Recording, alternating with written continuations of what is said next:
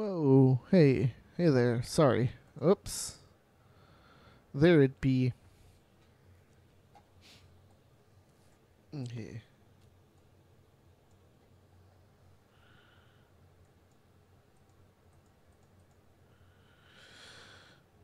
So we're going to be talking about some MMA soon here. I'm just going to do it right now, actually. Fuck it. Fuck it! Ah!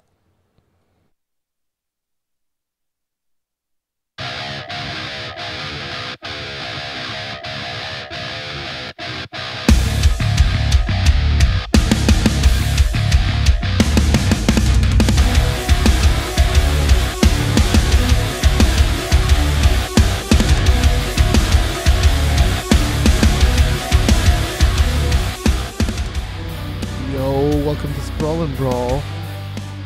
It is episode number 67. It's Thursday, September 28th, 2017. I am your host / producer, Wild Matt. MegaSearch.com is our website. Go check that out. All our VODs and MP3s are available there. We are also on Apple Podcasts, Podcast Addict, and wherever else you can find podcasts. You can watch us live on YouTube, Twitch, Mixer, and other channels. Sorry, let me restart that. You can watch us live on YouTube, Twitch, Mixer, and all our channels are Mega Scorcher TV. I am Walmat, like I said. No Steiner this week, once again. 3 weeks in a row. Dang. Hopefully he's not struggling with the move there or anything. Jeez. So, I'm all alone this week again. Talk about some UFC and some MMA. Let's start off with Friday. Sure, why not? Let me see. I have some videos for you guys, but I want to make sure that I'm loading everything correctly, so I'm gonna do it this way. Got some good stuff. On Friday night there was an LFA. Nothing really stands out in my mind, which is how I like to judge those cards usually. Because LFA sometimes usually has some stuff that stood out, sometimes it doesn't. This one has one thing that stood out. And I'm gonna play on the stream. Let's see how this goes. You know what I'm gonna do actually? I'm gonna play it in a weird and interesting way. So on YouTube, maybe we won't get flagged for it. Because I don't feel like getting flagged for it, to be honest. I just really don't. I'm going to do it this way. Okay.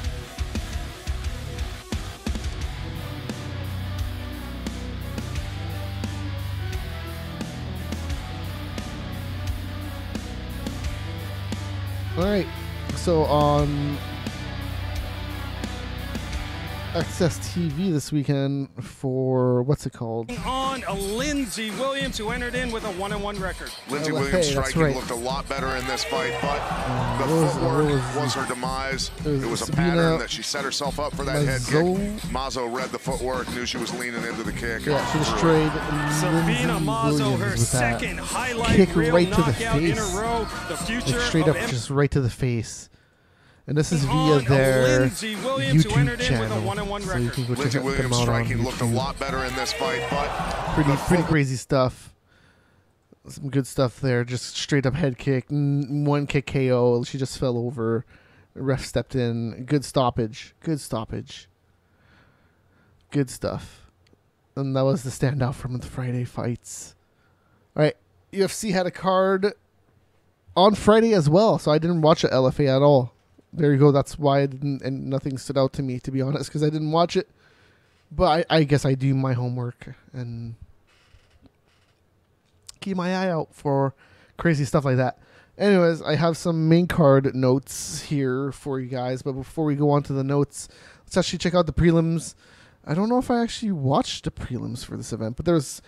Oh yeah, I did. I totally did. I watched all of them. They were all... This card was entirely on TV. Except in Canada, the prelims were on Fight Pass. Daichi Abe defeated Hyogo Lim by decision 29-28. It was a close fight, not too exciting. Shinzo Anzai defeated Luke Jimo via decision 29-28, and then one judge gave it 30-27. A pretty good fight too. Women's strawweight, Suri Kondo. She defeated Chanmi June. Chanmi's first fight was amazing. I forget who she fought, but it was in Australia versus an American, I think. She got blown out in this fight, I thought. One judge gave it actually to Chanmi, 29-28, but I thought she clearly lost. This is 30-27, the other two judges, which I got to agree with. But it was in Japan, so, biased judges for a Japanese girl. But I think she pretty clearly won. But this fight was kind of shitty. Not too much happened. And then the main event of the prelims also ended with a decision, 29-28 split. Kaida Nakamura defeated Alex Morono. I pretty much just remember this fight because the guy's name was Nakamura. It was good, but none of the fights in the prelims are super amazing, to be honest. Like, I don't really remember anything about it, to be honest. All right. And then the main card, though, that's another thing. The main card was actually pretty good. I like the main card. I hyped some of the prelims in my mind, so maybe that's why I was underwhelmed by some of them. But whatever. It was the Japanese card was good. I liked it. Juicy Formiga got a rear naked choke on Ulka Sasaki really early in the first. It was all Formiga, though, to be honest. Even on the feet, he got a few shots in.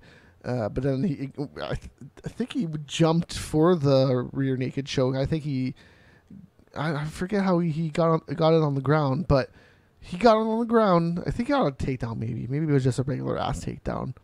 What do I know? What do I know, indeed? But this fight was good. It ended in how long? A minute. Oh man, 4.5 minutes. So near the end of the first round. Teruto Ishihara versus Rolando Dai. This fight was also, I thought, not so. It was okay. Ishihara got a knockdown really early with a big right hand to the face of Dai. It was pretty much pure ownage in the first round by Ishihara. After that big right hand, it went to the ground, and then it was like ground and pound for like 3 minutes straight up. I don't know how long it was, but it was a very long time. I would have given that round 10-8, to be honest. And then the second round, it seemed like Ishihara was also tiring out, but Dai was also tiring out. But maybe tiring out at a lesser pace because he was making it more competitive as the round was going forward. In the final moments, he really took over. So it was 10-9 for Dai in the second round for sure, I thought. So, and then in the last round, Ishihara got low blowed. I think he got low blowed like 3 times, but the only one time that the ref really stopped the fight, and it was like a super hard low blow. You heard it. You know how the announcers say often that like you hear a low blow, like the cup will make a noise. You don't really hear all that awesome. Anyways, this one you did though. This one you heard it super awesome, and it went the full 15 minutes, and Ishihara won. I mean, the first round was absolutely domination, but again, I think that's Ishihara's problem, is that he doesn't really finish people in the UFC, and by the time he gets to the third round, he's susceptible to getting finished. So, yeah. Light heavyweight fight here between Gokhan Saki and Hendrik da Silva. I also have a video for this one that I can load in here. But while I do load it in, my God, this fight was insane. It lasted about 4 minutes and a half. It was near the end of the first round that it ended. And Saki was just destroying him with this big left hand for, like, I would say the first 2 minutes. And then he just gassed the fuck out. He just gassed the fuck out. And it seemed like it was over for him, to be honest. It seemed like Da Silva was just taking over. I was just, holy shit, this guy's hulking up. Be careful, this guy's hulking up. And no, he didn't. Da Silva could not resist the Hulk up. Or he did. He totally did. Because as you can see in this video here, he's up against the cage. He's getting destroyed even in the clinch. They exchange a few punches here, but then one punch just really lands, and the ref stops it right away. right away. So, what can I say? It was an amazing fight. I don't know what to say about Gokhan. Probably keep him away from wrestlers for a while because even in his stand-up, he needs some work. He needs to work on his, what's it called again? His stamina. Work on that stamina, boy, because you're going to get destroyed. But, man, this fight was amazing. But for sure, if the Silva was smarter about defending in this fight, he probably would have won it, to be honest. Because he probably could have just just defended the early storm, and yeah.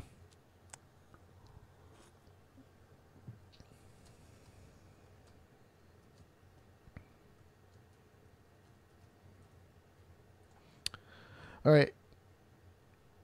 Takanori Gomi was the next fight against Dunyeon Kim. So they were in Japan, the battle of the Asians in this one. I guess it was Japanese versus Korea, South Korea. This fight was quick. Maestro landed a big right hand that knocked Gomi down and a few hammer fists, and the fight was over. Probably early. A lot of people would argue that Gomi could have maybe he could probably went through that storm and defended and got out of it. He was still conscious the whole time. It's not like he got punched and it was done. I guess this is the fight that I would argue that ended early for sure. A lot of people said that the Gokhan Saki fight ended early, but no, he got hit pretty hard. Even if his head didn't bounce off the canvas, I thought that fight ended pretty good. He was taking a lot of damage, Silva was. So I thought that one ended good. This one probably early for sure. Claudia Gadelha versus Jessica Andrade, the women's strawweight fight. It's probably the fight of the night, to be honest. Gadelha was owning the first round. She lands some devastating elbows, and Jessica Andrade was open up really early, cut, bleeding everywhere in the first round, really early, pretty bad. But Andrade got a huge slam at the end of the first round, and then held a guillotine choke on too. So the first round was amazing. That was a hard one to judge. I guess you could give it to Andrade because of the awesome fucking slam she did and the punches on the ground, and the guillotine as well. But I probably would have given the first one to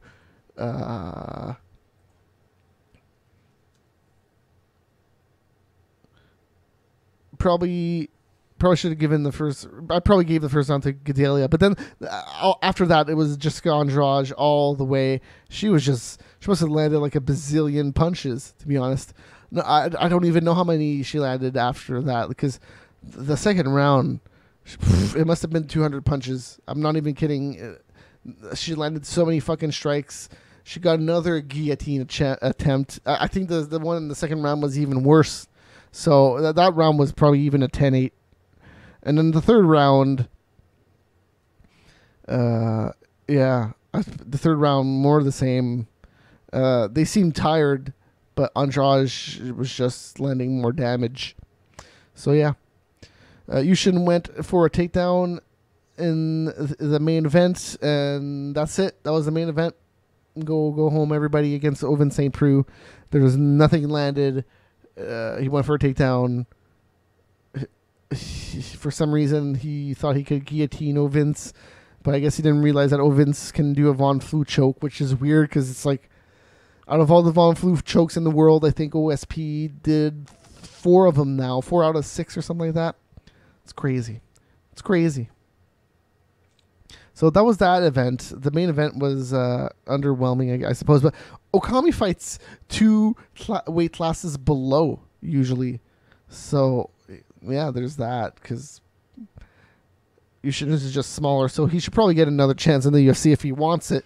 I would give it to him, because kind of unfair to fight Ovince St. Preux either way, but it's kind of ridiculous that he let himself get in that situation. So that was Friday night. Saturday night, there was a Bellator on.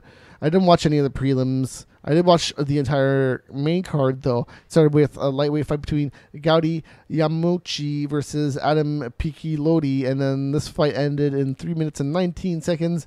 Rear naked choke. Gaudi won. It's a pretty good fight. And then Aaron Pico versus Justin Lin. Aaron Pico, if you remember, in his first fight in Bellator, he got destroyed by man, what's his name? Of course, I'm gonna blank on it. But man, Pico got just wrecked, straight up wrecked, and in this fight, he looked better. That's for sure. Well, Pico not wanting to be very. So he landed a one-punch KO, and by one-punch KO, like dude was out cold, and he's lucky the cage was there when he landed, because if not, yeah, he would have just, his head would have bounced off the canvas, and it would have been worse. The cage kind of just boop, you know, it was way less worse than fucking doing the whole downward thing that he would have done. So it looked brutal, but at the end of the day, probably better. I think this ended in how long? How long did that timer say there was? There was almost a minute left, so went on for about 3 minutes and 45 seconds ish. Man, it was a good fight. The whole fight was back and forth, throwing punches. Lin even landed a few, but he was mainly defending and backing up, and he was doing a good job blocking. But man, Pico threw a lot of fucking punches in this fight. And he did land a lot, but he did also not land some. And Justin Lin was able to deflect some with his own fists, but no, he ultimately could not do anything about all the Pico punches that were coming at him. And then the heavyweights, Javi Ayala versus Roy Big Country Nelson. Javi was actually doing awesome the first 2 minutes. Honestly, the first round was not that great, but I would have given it to Ayala because he was probably the only one really doing anything in the first round. Big Country didn't really do anything, but then for some reason, in the second round, Big Country did get a full mount at the end of the first round, but he didn't really do anything with it. And Javi got up too, and then he landed a big knee. So that was like the end of the first round. But the second round, it was pretty much all Big Country, I would say. He got a takedown, and he did a lot of ground and pound, but then they also got on the feet, and then Ayala got a takedown near the end of the second round. And there was also a head kick by Ayala, but big punches by Big Country, and then also another takedown in the second. So it was back and forth, but at the end of the day, Big Country was also landing the bigger shots. And after the second takedown, some huge fucking elbows, man. You heard those elbows. They probably hurt really bad. And then the very beginning of the third, Ayala landed a huge right hand, and then Nelson also landed some punches before a takedown, and it was all Big Country after that takedown too. So, Big Country run by decision, which why not? He probably did win by decision. I don't know. I don't see too many people debating it. 30-26 a judge gave it, but that's crazy. It was 29-28. I'm pretty sure it was 29-28. That first round, I think Javi won it. I don't know if you can win a round with just a takedown that leads to a full mount, and you didn't really do anything with it. That's just what I feel about that first round anyways. But Roy definitely won that fight. And then Paul Daly versus Lorenz Larkins. This fight was also pretty good. I got a video for this one as well, because it ended in a devastating fashion. Jeebus, did it ever. So this fight was pretty back and forth until the finish, because the finish was pretty brutal. I would not call the finish back and forth. It's pretty much just fourth. Engaging at close quarters. Not exactly what we anticipated. Daly throwing big punches, but not quite as sharp as we...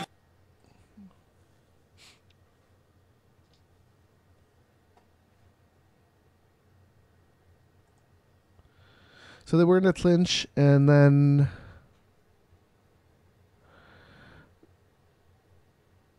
Lorenz attempted to get a knee.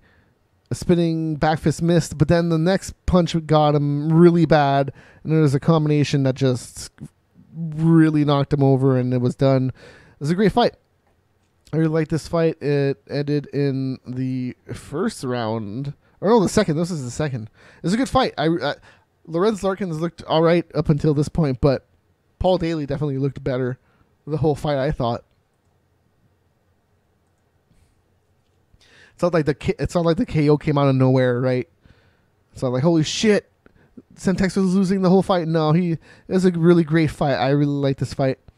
I would maybe even call it the fight of the night, if not for Aaron Pico, I guess. Because that fight was amazing. Bellator 183, really good event. And then the main event was Benson Henderson versus Patricky Pitbull. This fight was whatever. It was another Benson Henderson fight, right? Split decision, 3 rounds, 29-28. It went to Pitbull. I see a lot of people say that Benson should have won, and Benson was actually really pissed. No, it could have went either way, I thought. I'm not really invested in any of these guys, and well, Pitbull's all right.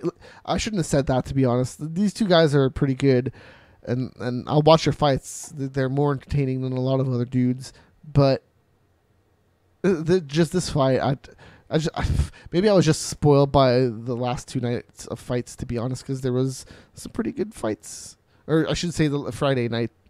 There's some pretty good fights. Oh, and also I did watch some stuff on Saturday during the day. There was an ACB event from Moscow, I believe it was where it was from, and then I also watched M1, and I feel like I also watched another event that I'm forgetting. But anyways, Tough 26 I watched yesterday, episode number 5. Honestly, at this point, man, I've been saying it the whole time. I'm still gonna say it. I don't know how much more I want to keep going.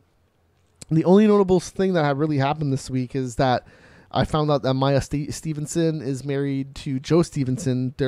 Right? I should have made the connection with the names, but no, I shouldn't have, right? People have the same names all the times, but there you go.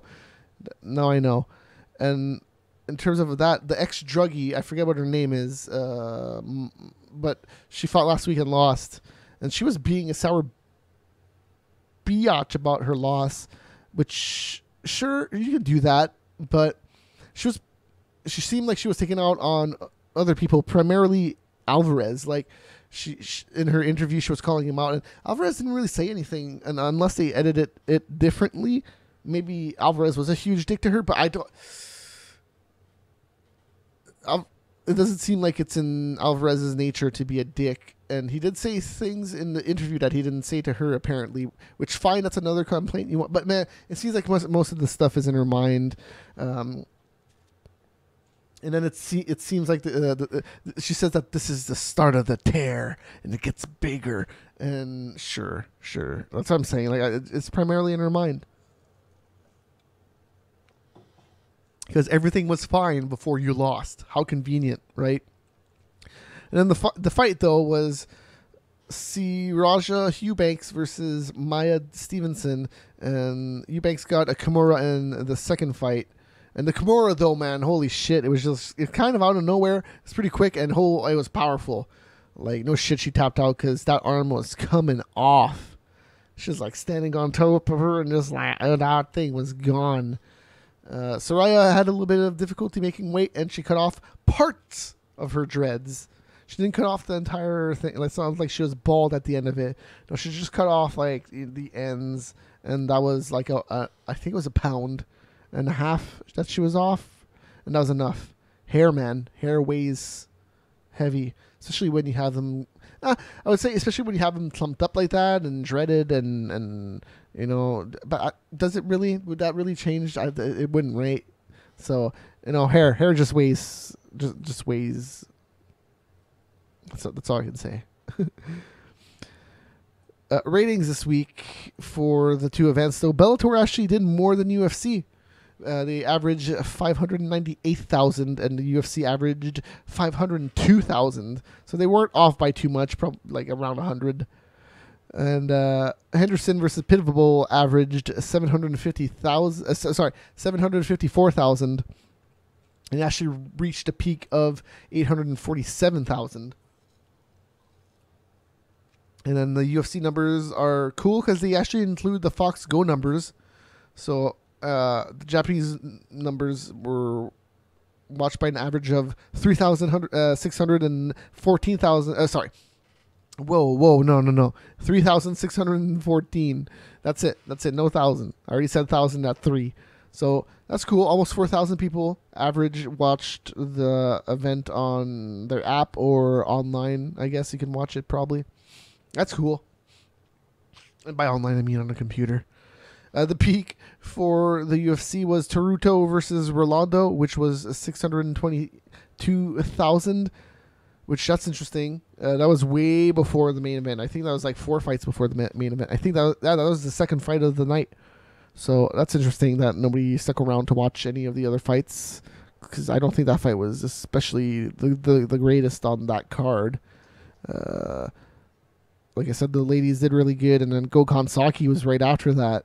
I would have stuck around to see at least watch Gokhan. Anyways, I'm not other people. I watch everything. I'm a crazy man. And hey, this is the lowest rated show of the year in prime time. The prelims averaged 416,000. So that's also the lowest in UFC prime time. So the whole event did pretty bad. Not that great. I think the lowest number of this year in terms of TV events was 750,000, I think, was the lowest number this year for a UFC TV event. Anyways, that's not good.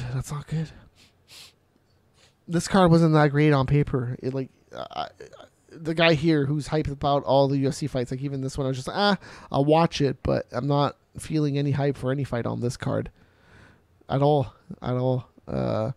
Gokhan is interesting. He's interesting, but I don't know if I can get hype for only him on one card, and he's what, the third fight on main card? I don't know. Rabble. All right. James Vick to fight Joe Duffy at UFC 217. That's a pretty good fight right there. A lot of fight announcements this week, so excuse me if I missed some, because whatever. I'm just going to be talking about them when they're actually going to be happening the upcoming weekend, so we can get in depth about all these fights at upcoming points anyways. So, hey, a UFC newcomer has failed a drug test before even debuting in the promotion. Azamat Murzakanov, hey, I did that pretty okay, has been flagged for a potential anti-doping violation by USADA stemming from an out-of-competition sample collected on September 2nd. The UFC announced this week. That's not good news for that guy. He fought in ACB and stuff. He's pretty okay. I think he's like 9-0. In all of his fights, he finished except one, I believe. So he's doing all right outside of the UFC. So that's a shame for that guy. Whatever he tested for, tainted supplement. AJ McKee and Jeremy Petley will be fighting at Bellator 187. Cool. If everything goes according to plan right now, UFC 218 in Detroit could have Max Holloway versus Frankie Edgar, Gaethje versus Alvarez, Pettis versus Cejudo, and right now Ngannou versus Reem is already on that card, announced, done, finalized. So that's a pretty devastatingly great fight, I think. Somebody's going to get knocked out in the fight, right? But every time I think that about an Overeem fight, every time, damn it, it doesn't really happen. So I don't know what to say about that one, except that I am excited, but that contained excitement for this one, I suppose. Rory McDonald said that he also wants the 205 Bellator title. So he wants 3 Bellator titles by the end of next year, is what he's saying. So we'll see about that. I can see him maybe beating Ryan Bader, maybe. Call me baby. Here's my number. All right.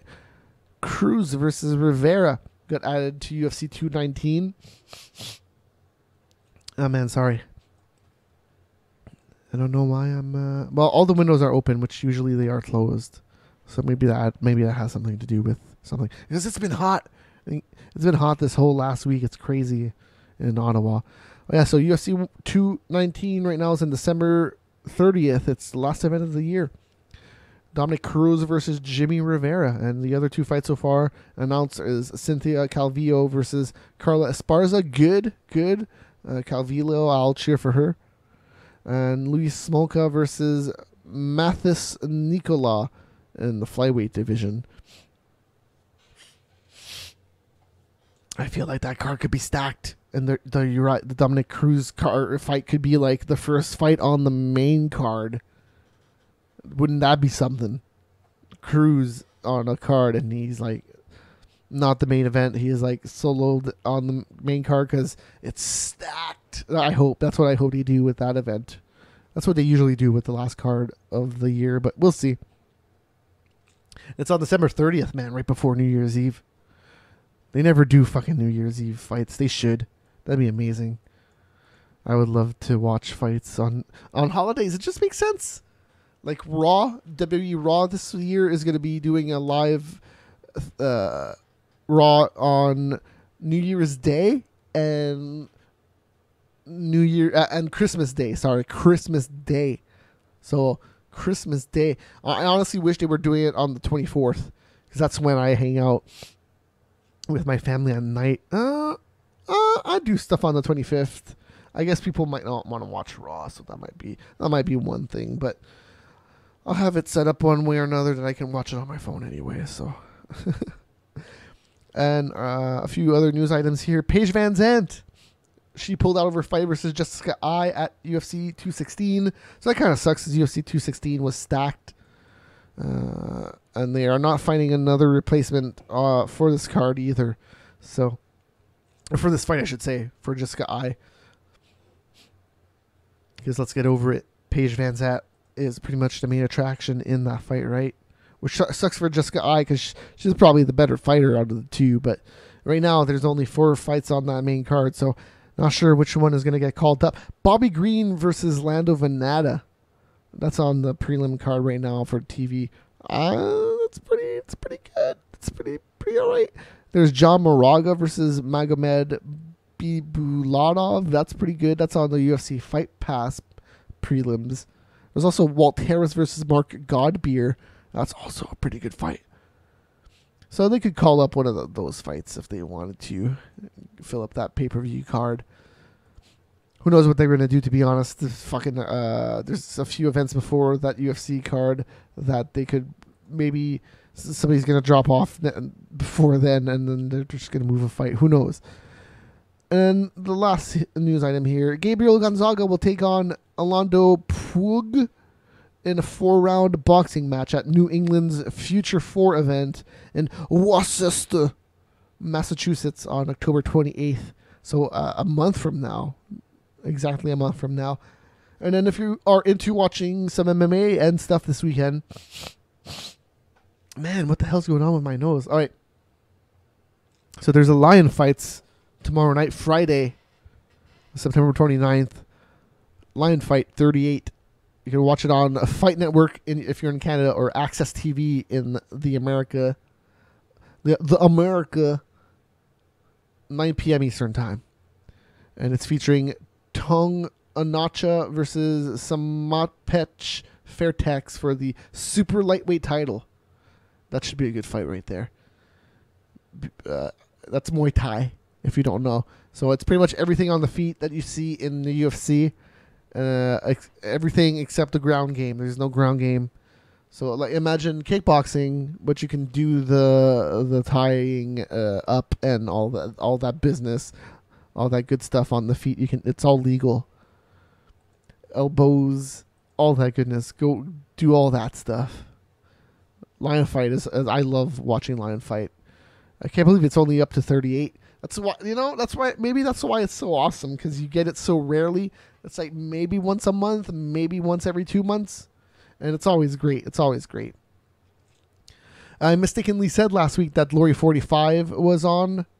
And no, it's actually on this weekend. So it's weird because there's not any. But okay, there's not any good MMA events on Saturday night this week, I would say, unless you want to pay. And I'm never gonna call out something here you have to pay. That's not really mainstream like UFC or Bellator or something like that, right? If you really have to like put down money for that one event, I'm not gonna call it out. Like Glory is on ESPN3. If you want to watch the main card, it's on UFC Fight Pass for the prelims everywhere. And if you want to watch the whole event in Canada, it's just on Fight Network too. So you can just watch the whole thing on Fight Network. And then if you'd rather watch MMA though, you can watch ACB 71. That one's in Moscow. Sorry. So where was the one last week? Oh, it was in Britain. It was somewhere in Great Britain, and the main event was actually a good event. Oh man, I can't believe I forgot to call that out. The ACB main event last weekend was Barnett. It was Luke Barnett versus Ben Askren, and that fight was actually, is it Ben? Was his first name Ben? Scott Askren, and Scott won via decision. It was a good fight. I like that fight. Bubba Jenkins defeated Diego Marlon via a pretty good KO. This fight card was really good. The ACB, yeah, go check it out. It's on fight.tv, and I believe they also air on YouTube. It's all free. You can watch it. This particular one this weekend, it begins at 3 p.m. Eastern on Saturday on the 30th. Same with Glory. It begins at 1 p.m. though. So if you want to watch a little bit of Glory and then watch some MMA, you can do that too. This is on Moscow, so I'm assuming they're going to have a lot of Russians on this card, if I had to guess, and not so much some Englishmen and some, Northern Ireland dudes and all that goodness. There's an ACB soon that is in Montreal, I want to say. I'm curious if there is it 72? Huh. All right, so it's the one right after. Oh, no, it's ACB 73. All right, there you go. It's October 14th. Sherbatov is Canadian. There you go.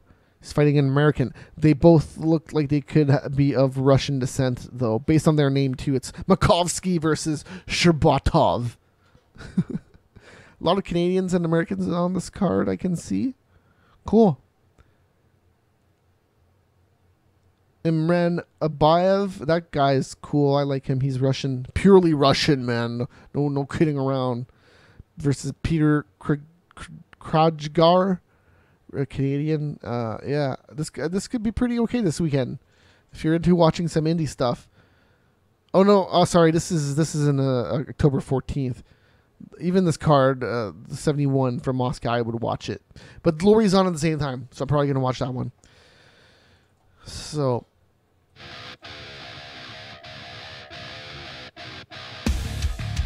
thanks for watching.